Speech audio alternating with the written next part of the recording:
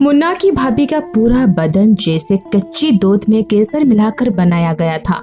चेहरा मानो ताजा मक्खन में हल्का सा गुलाबी रंग डालकर तैयार किया गया था।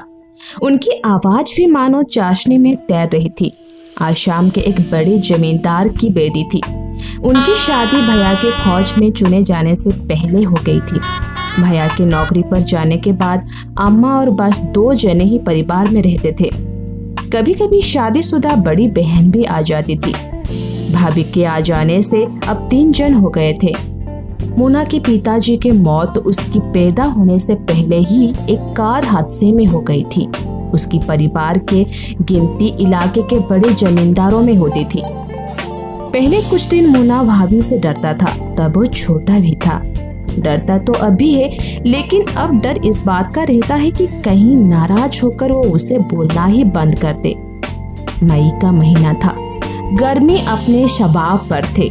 मुन्ना कहता है कि 19 मई को मेरा रिजल्ट आएगा भाभी। मुन्ना, अगर तू फर्स्ट डिवीजन लाया तो मैं तुझे इनाम दूंगी। क्या इनाम दोगे भाभी? अभी नहीं बताऊंगी, लेकिन बहुत मजेदार तोहफा रहेगा। रुपया पैसा दोगी भाभी? मुन्ना ने खुश होते हुए पूछा। भाभी कहती है कि अरे भाई, हम लोग कोई जुआरी तो नहीं है और ना ही कोई बनिया महाजन है। तब क्या दोगी भाभी? बता दो। मुन्ना के जिद करने पर भाभी बोली, मैं तुझे अपने पास सुलाऊंगी। सोता तो मैं आपके पास ही हूँ रोज। जब पढ़ते हुए मुझे नींद आ जाती है तो आपके पास ही मैं सो जाता हूँ। फिर आपकी जगने पर ही मैं अपने बिस्तर पर जाता हूँ। तब भाभी हंसने लगी। अरे वैसे नहीं, जैसे तेरे भैया के साथ सोती हूँ वैसे। मुन्ना की समझ में ज्यादा कुछ तो नहीं आया, लेकिन वो 19 मई का बेसब्री से इंतजार करने लग गया। 19 मई आ गई तो सुबह सवेरे मुन्ना को दही भात खिलाकर अम्मा ने शहर भेज दिया। वो अपनी किसी दोस्त की मोटरसाइकिल से रिजल्ट देखने चला गया। भाभी को तो चैन ही नहीं पड़ रहा था। दोपहर के 11 बजे के बाद से ही भाभी 4-5 जगह फोन करके मुन्ना का रोल नंबर लिखवा चुकी थी।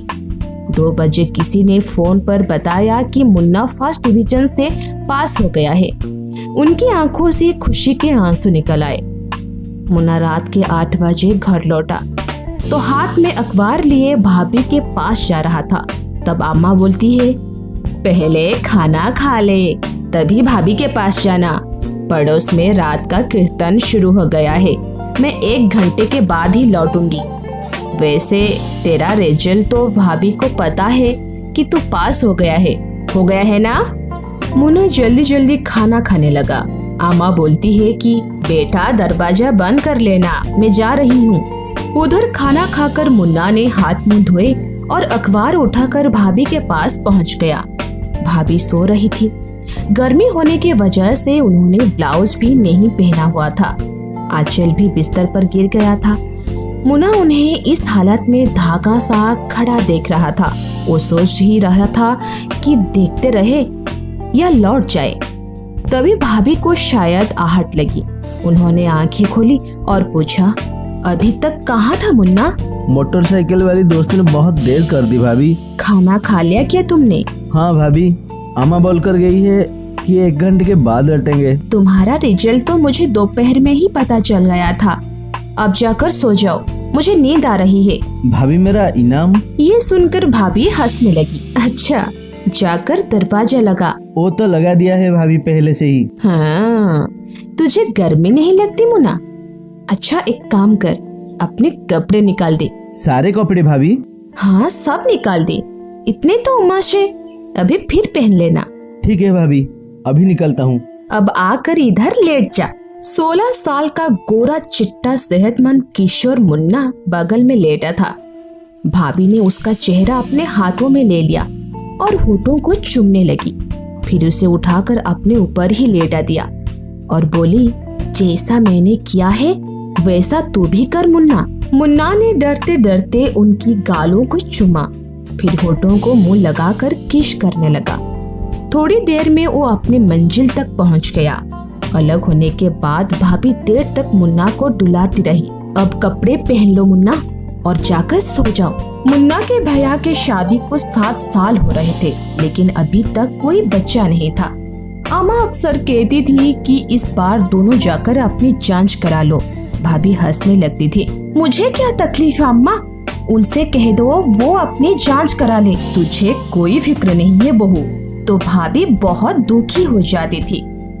पर 19 मई के बाद से भाभी के चेहरे की रौनक 2 गुनी हो गई थी।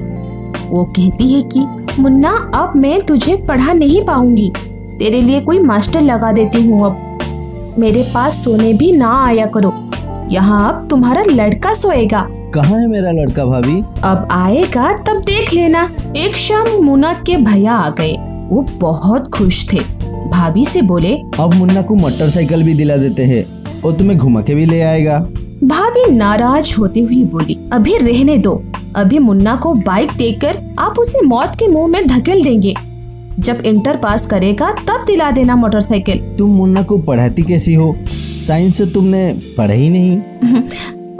उसकी किताबें पढ़ लेती थी, थोड़े नोट्स भी मिल गए थे। मैं तो समझा था कि इस साल भी उसका बर्बादी ही होगा, लेकिन तुमने तो कमाल कर दिया। अब नहीं पढ़ा पाऊंगी, कोई मास्टर लगा दूंगी।